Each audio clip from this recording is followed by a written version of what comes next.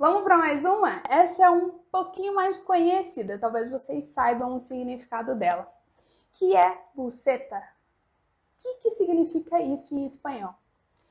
E essa palavra é muito usada na Venezuela, na Colômbia, Equador também. Então, todos aqueles países que estão um pouquinho mais para cima, então eles usam bastante, sabe, essa palavra, buceta.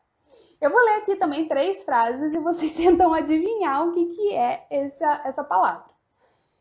Necesito algo de dinero para tomar la buceta. O que significa isso? Próxima frase. Não sei, pero creo que esta não é a buceta correta. Então, esta não é a buceta correta. E a última aqui. Hay que cruzar la calle para tomar la buceta aí en la parada. Então, o que é isso, gente? Ônibus. É isso aí. Ônibus. Certíssimo. Vocês estão mandando aqui no chatzinho. Ônibus. Então, necesito algo de dinero para tomar el bus, el ônibus ou la buceta. Então, é ônibus. E tem uma diferença, porque buceta, nesses países especificamente, são micro-ônibus. Então, tem vários lugares que são aqueles ônibus bem pequenininhos mesmo, então eles chamam de buceta. E aí os ônibus que são maiores depende do país. Pode ser ônibus, pode ser auto em alguns lugares, ou caminhão também, tem alguns países que falam caminhão. Então, depende, tá? Então, micro-ônibus mais especificamente, que é essa buceta. E se escreve com S, tá? Se escreve com S em espanhol. E aqui, outra coisa que eu queria mostrar para vocês é que nessa frase, necesito algo de dinero. Então, quando a gente está falando em espanhol, eu preciso de um pouco de alguma coisa, é difícil eles usarem um pouco. Então, eu necessito um pouco de dinero. Não tá errado, tá correto, mas o que eles mais usam é algo de. Eu necessito algo de comer, algo de picar. Isso é muito comum nos bares. Você vai perguntar, tens algo de picar? Então, você tem alguma coisa para comer? Algo de dinheiro. Eu preciso de um pouco de dinheiro. Bem comum, anota essa expressãozinha aí, porque ela é bem útil. Eles usam bastante. E aqui vamos para alguns derivados, né, que a gente pode chamar assim. Tem um verbo, agora vamos falar de um verbo aqui, que o verbo é bucear. O que significa bucear em espanhol? Até esses dias atrás eu coloquei isso num dos stories, vamos ver se vocês lembram. O que é bucear? Vou ler para vocês as frases aqui. Escuché que bucear es tu especialidade.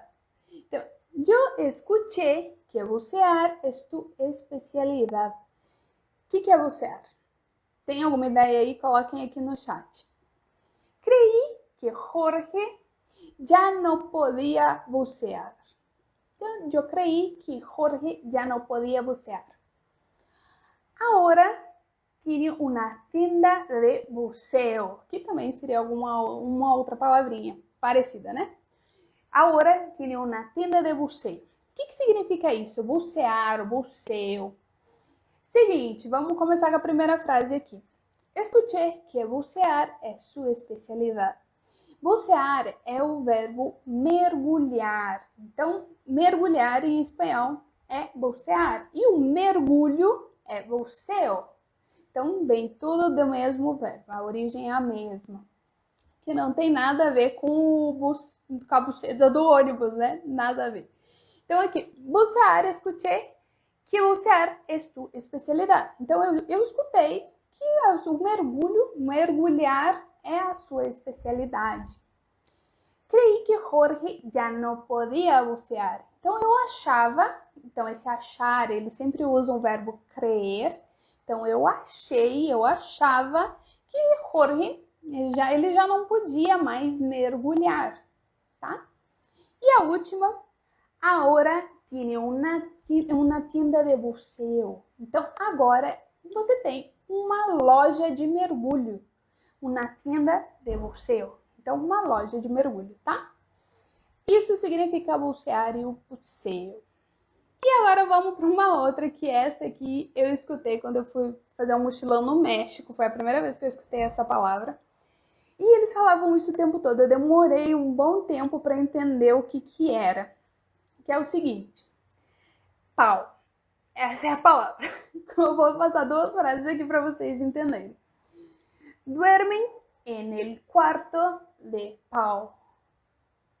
Certo? A próxima. Javi e Pau van a llegar. O que significa esse Pau? Pau eles usam muito como um apelido de Paola. Então, é um nome muito, muito comum em espanhol e eles abreviam. Então, fica Pau. Exatamente assim. Eles chamam as Paolas de Pau. Fica muito estranho. A primeira vez que eu escutei, eu demorei muito para entender que eles estavam falando com a menina que se chamava Paola. E é feio, é feio. A gente escuta ficar muito, muito estranho, tá? E toda vez que você tá falando, tipo, um pedaço de pau, por exemplo, isso em espanhol se chama palo. Então não tem nada a ver com o pau de Paola, tá? Então, duermen en el cuarto de Paola ou duermen en el cuarto de Pau. Então, se você é mais próximo, você usa o apelido, tá? Isso é uma dica bem bacana, viu? E aqui vamos entrar para a nossa última palavra, que essa também foi quando eu estava morando na Espanha, que era muito, muito estranho, muito estranho para a gente escutar. A frase é a seguinte: não encontrei el pantalón en Xana. Exatamente assim, a pronúncia, exatamente assim. Me comprei esta blusa en Xana. É assim que eles falavam. O que significa isso? Então, Xana é um nome de uma loja, assim como tem tantas outras lojas lá na Espanha. Por exemplo, Blanco é um nome de uma loja muito comum, muito famosa lá na Espanha. E essa era outra, e ela se escreve com S-H-A-N-A, Xana. E aí era muita, muita palhaçada com esse nome dessa loja. Então, daí tinha lá a etiqueta da loja, Xana e, 25 euros. Então, era muito estranho para todo brasileiro que passava ali.